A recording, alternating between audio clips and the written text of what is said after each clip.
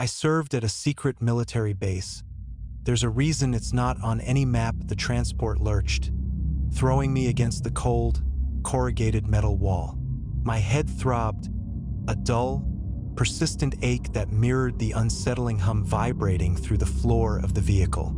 It had been a long, disorienting journey, a blacked-out bus trip following a flight from God knows where, ending here in what felt like the absolute middle of nowhere. Officially, I was en route to Fort Carson for specialized electronics training. Unofficially, the crisp, sealed orders in my pocket suggested something far more obscure. We were miles from any recognizable landmark, the landscape outside the small, tinted windows a blur of endless desert and strangely uniform rock formations. The other recruits were silent, their faces etched with a mixture of apprehension and forced nonchalance. We were all young, fresh out of basic, eager to prove ourselves, but the air hung heavy with unspoken questions. The bus finally shuddered to a halt. The rear doors swung open with a metallic clang, revealing two figures silhouetted against the harsh desert sun. They were both dressed in identical, unadorned black uniforms, their faces obscured by mirrored sunglasses. No rank, no insignia, just an unsettling uniformity that amplified the feeling of being utterly removed from the known world. "Welcome to Sector 7, one of them said, his voice flat and devoid of emotion. "Leave your belongings on the bus. Follow us." We filed out, blinking against the glare, the dry desert air instantly stealing the moisture from our mouths. The ground was hard-packed dirt, stretching out to a horizon that seemed to press down on us. In the distance, a low, concrete structure hunkered against the landscape, almost invisible against the backdrop of the surrounding rock.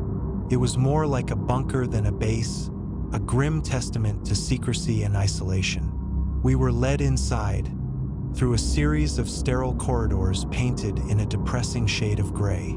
The air inside was cold and stale, recycled and filtered to remove any trace of the outside world. Fluorescent lights buzzed overhead, casting long, distorted shadows that danced along the walls. The silence was oppressive, broken only by the rhythmic thud of our boots on the linoleum floor. We were processed quickly and efficiently. Fingerprints, retinal scans, voice prints, every aspect of our identities meticulously recorded and cataloged. Our personal belongings were confiscated, replaced with identical sets of drab, gray uniforms. We were assigned to our living quarters, small, Spartan rooms containing nothing but a narrow cot, a metal locker, and a small, barred window that offered a view of nothing but the concrete wall outside. It was a prison masquerading as a military base. The training began the next day. It was unlike anything I had ever experienced. We learned about advanced electronics, cutting-edge technology that seemed decades ahead of anything the public knew about. We studied waveform manipulation, signal interception, and something they called dimensional resonance. The instructors were brilliant, but detached, their eyes holding a distant, almost haunted look. They spoke in technical jargon, rarely offering explanations, and discouraged questions. The curriculum was intense, demanding, designed to push us to our limits. We spent hours in windowless labs, surrounded by humming machines and blinking lights, our minds overloaded with information. But the technical training was only part of it. There were also the other sessions. These were held in a separate wing of the base, a section that was heavily guarded and shrouded in secrecy. We were told they were sensitivity training exercises, designed to prepare us for the unique challenges of working at Sector 7. But they were far more disturbing than anything I could have imagined. We were subjected to psychological evaluations, personality assessments, and bizarre simulations that tested our resilience and our ability to cope with extreme stress. We were shown disturbing images, played unsettling sounds, and forced to confront our deepest fears. The purpose was never explicitly stated, but the implication was clear. We were being prepared for something horrific. As the weeks turned into months, the atmosphere at Sector 7 grew increasingly oppressive. The recruits became withdrawn, their faces pale and drawn. Sleep became a precious commodity, haunted by nightmares and disturbing visions. Whispers circulated in the barracks, tales of strange occurrences, unexplained phenomena, and the feeling of being watched. Some claimed to have seen shadows moving in the periphery, fleeting glimpses of something not quite human. Others spoke of hearing voices in the dead of night, whispers that seemed to come from within the walls themselves. I tried to dismiss it all as paranoia, the result of sleep deprivation and the unsettling nature of our training. But I couldn't shake the feeling that something was terribly wrong. One evening, I was working late in the lab, trying to decipher a complex schematic diagram. The only sound was the low hum of the equipment and the rhythmic tapping of my fingers on the keyboard. Suddenly, the lights flickered, plunging the lab into momentary darkness. When they came back on, I saw it. A shadow, just at the edge of my vision, lurking in the corner of the room. It was tall and elongated, its form shifting and indistinct, like a heat mirage. I blinked, trying to focus my eyes, but it was gone. I told myself it was just my imagination, a trick of the light. But I couldn't shake the feeling that I had seen something unnatural. The next day, one of the recruits, a young man named Davies, disappeared. He had been one of the most promising students, a natural with electronics, but he had also been increasingly withdrawn, haunted by the training exercises. One morning, he simply wasn't there. His bed was empty, his locker untouched.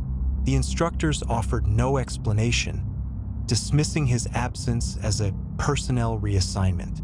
But we all knew the truth. Davies was gone, vanished, erased.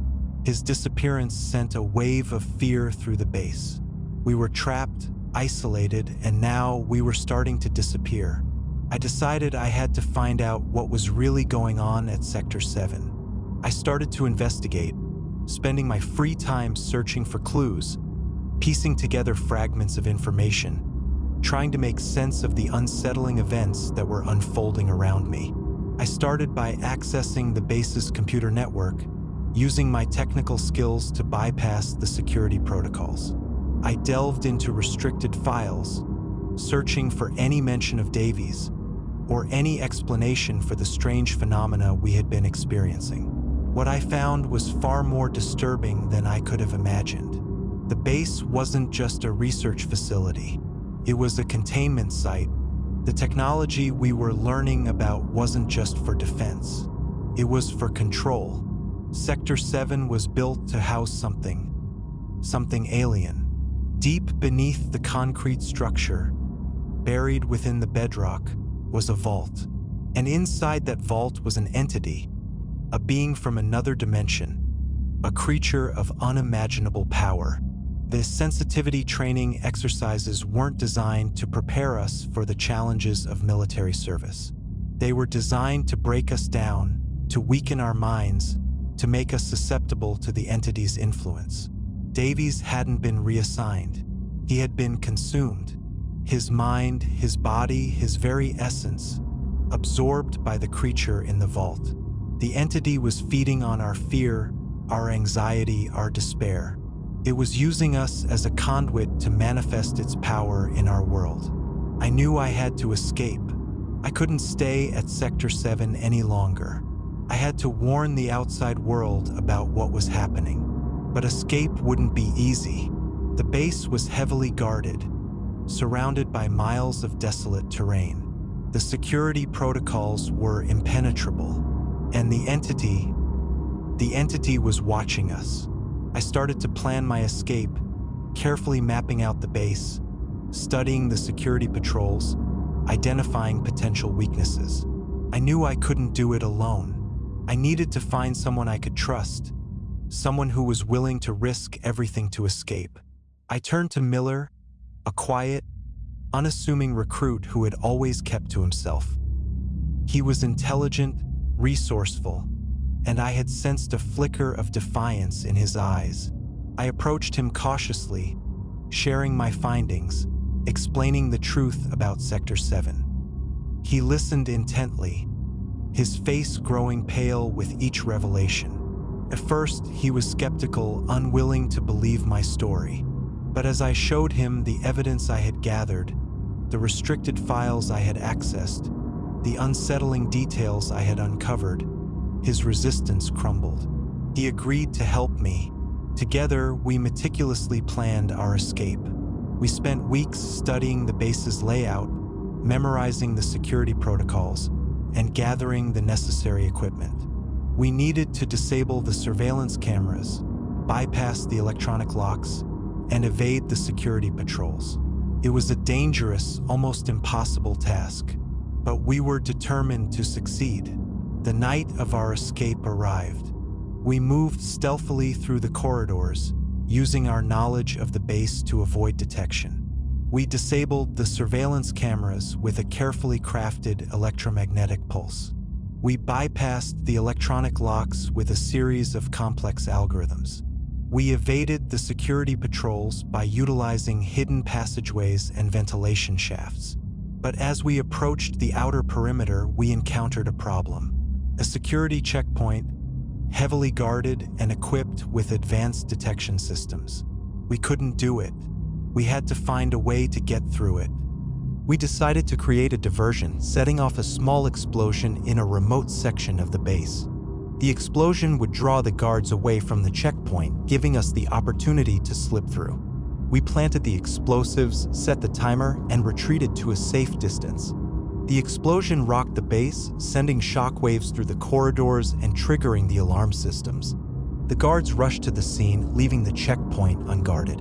We seized our opportunity, sprinting towards the outer perimeter, our hearts pounding in our chests. But as we reached the fence, we were confronted by a figure. One of the instructors, the one with the mirrored sunglasses, his face now visible in the moonlight. His eyes were cold and lifeless, devoid of any human emotion. He raised his hand and a wave of energy surged towards us. We dove for cover, narrowly avoiding the blast. The instructor advanced, his eyes fixed on us, his face contorted in a grotesque smile. He was no longer human. He had been consumed by the entity. We knew we couldn't fight him. We had to escape. We scrambled under the fence, tearing our uniforms on the barbed wire. We ran across the open desert, the instructor hot on our heels. He was gaining on us, his movements unnaturally fast, his eyes glowing with an eerie light. We knew we couldn't outrun him. We had to find a way to stop him. We reached a cluster of rocks, a small oasis in the vast expanse of the desert. We turned to face the instructor, our bodies trembling with fear. He raised his hand again, preparing to unleash another blast of energy. But this time, we were ready. We had been studying the entity's energy signature, learning how to disrupt its flow. We focused our minds, channeling our own energy, and unleashed a counterwave. The two energy waves collided, creating a blinding flash of light and a deafening explosion. The instructor staggered back, his body convulsing, his face contorted in agony. The entity was being forced out of him. We seized our opportunity, turning and running into the darkness. We ran for miles, our lungs burning, our bodies aching. We didn't stop until we reached the highway, collapsing on the shoulder, exhausted and delirious. We managed to flag down a passing truck driver who took us to the nearest town. We contacted the authorities, telling them everything we knew about Sector 7, about the entity, about the experiments that were being conducted there. But they didn't believe us. They dismissed our story as the ramblings of delusional soldiers. They said there was no record of Sector 7, no evidence of its existence. We were on our own. We knew we had to find a way to expose the truth, to warn the world about the danger that lurked beneath the surface. We spent years researching, gathering evidence, piecing together the puzzle. We contacted journalists, politicians, anyone who would listen. But no one believed us. The government had covered its tracks, erasing all traces of Sector 7 from the official record. We were branded as conspiracy theorists, dismissed as lunatics. But we never gave up. We knew the truth. We had seen it with our own eyes. We had experienced it with our own minds. And we were determined to expose it no matter the cost. Years later, I'm still haunted by the memories of Sector 7. The oppressive atmosphere, the unsettling experiments, the feeling of being watched. I see it in my dreams, the concrete structure, the sterile corridors, the entity lurking in the shadows. I know that Sector 7 is still out there, hidden beneath the desert sands, waiting to be awakened. And I know that the entity is still there, feeding on our fear, waiting for the opportunity to return. I write this now as a warning. Be vigilant. Be aware. Don't trust everything you see. Don't believe everything you hear.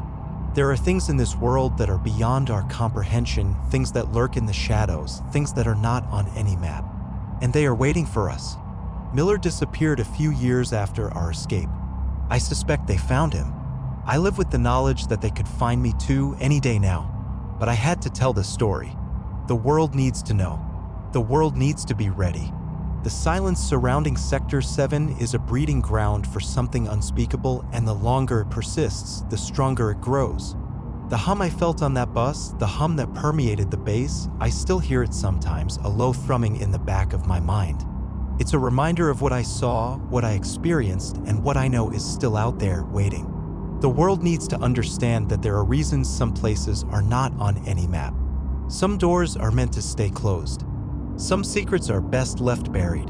But the truth has a way of surfacing, and when it does, the consequences can be catastrophic. Sector 7 is more than just a secret base. It's a Pandora's box, and it's only a matter of time before it's opened again. God help us all when that day comes. I remember one specific incident that solidified my growing dread, an event involving another recruit, a woman named Reyes. Reyes was sharp, cynical, and possessed a biting wit that both irritated and amused the instructors. She questioned everything, challenged every assumption, and generally made herself a nuisance. But she was also brilliant, quickly grasping complex concepts and demonstrating an innate understanding of the technology we were being taught. One day, during a dimensional resonance training session, Reyes began to exhibit strange behavior. The exercise involved focusing on a specific frequency, attempting to establish a connection with another dimension. Most of us struggle to even perceive the frequency, let alone interact with it. But Reyes seemed to resonate with it immediately. Her eyes glazed over, her body began to tremble, and she started to speak in a language none of us recognized. The instructors were alarmed, ordering her to stop, but she was unresponsive. The room began to vibrate, the lights flickered, and a strange energy filled the air. Suddenly, Reyes collapsed, unconscious. The instructors rushed to her side, administering some kind of injection. When she awoke, she seemed different. Her eyes were dull, her voice flat, and her rebellious spirit had vanished. She was compliant, obedient, and utterly devoid of her former spark. She completed the training program with flying colors, excelling in every area. But she was no longer the Reyes we knew. She had been reprogrammed. Her mind had been altered, her personality suppressed. She had become a puppet controlled by the entity. Her transformation was a chilling reminder of the power that Sector 7 wielded, the ability to manipulate and control the human mind. It was then that I realized that escape was not just about saving myself. It was about saving humanity. The entity was not just a threat to Sector 7. It was a threat to the entire world.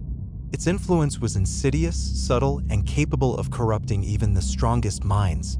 If it was allowed to spread, to gain control of more individuals, the consequences would be devastating. I remember poring over the documents I had stolen from the restricted files, trying to understand the entity's nature, its origins, its weaknesses. The information was fragmented and cryptic, but I managed to piece together a disturbing picture.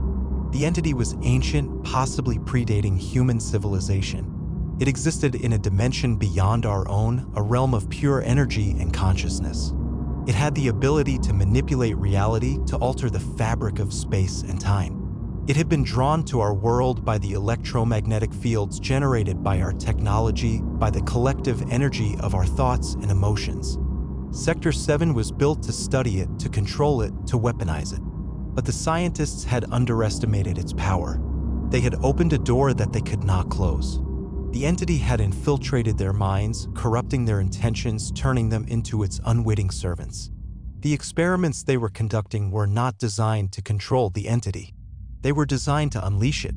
I recall one particularly unsettling passage in a research paper detailing the entity's ability to influence dreams.